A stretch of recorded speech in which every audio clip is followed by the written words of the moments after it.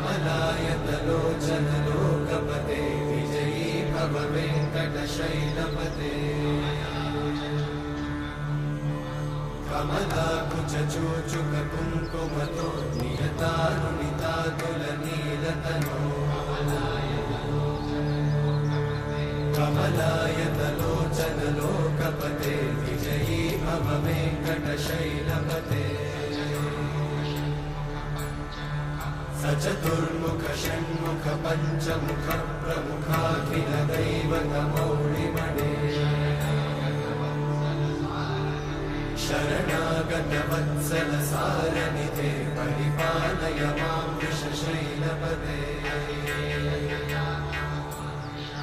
अतिवेलतया तव दुर्विषहैरनुवेलकृतैरपराधशतैः हरितं त्वरितं वृषशैलपते परया कृपया परिपाहि हरे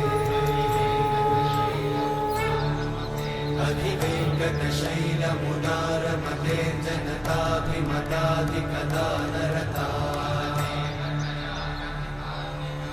परदेवतया गदितान्निगमै कमलादयितान्न परं कलये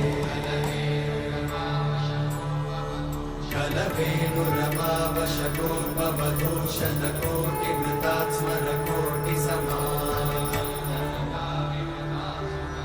प्रतिवल्लविकाभिमतात् सुखदात् वसुदेवसुतान्न परं कलये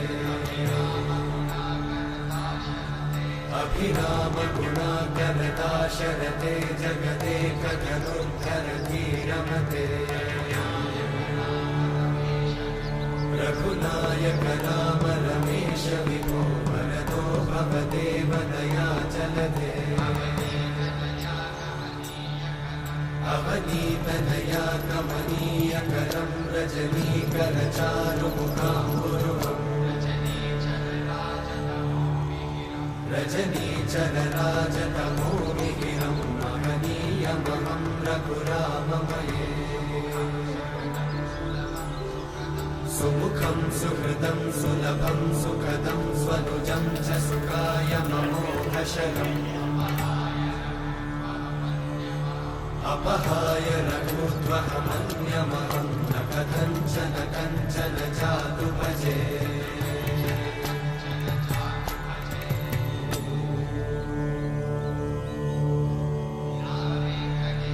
विना वेङ्कटेशं ननाथो ननाथः सदा वेङ्कटेशं स्मरामि स्मरामि हरे वेङ्कटेशं प्रसीद प्रसीद प्रियं वेङ्कटेशं प्रयच्छ प्रयच्छ विना वेङ्कटेशं ननाथो ननाथः सदा वेङ्कटेशं स्मरामि स्मरामि हरे वेङ्कटेशं प्रसीद प्रसीद प्रियं वेङ्कटेशं प्रयच्छ प्रयच्छ अहं दूरतस्ते पदाम्भोजयुग्मं प्रणामेच्छया गद्य सेवां करोमि सकृत्सेवया नित्यसेवाफलं त्वं प्रयच्छ प्रयच्छ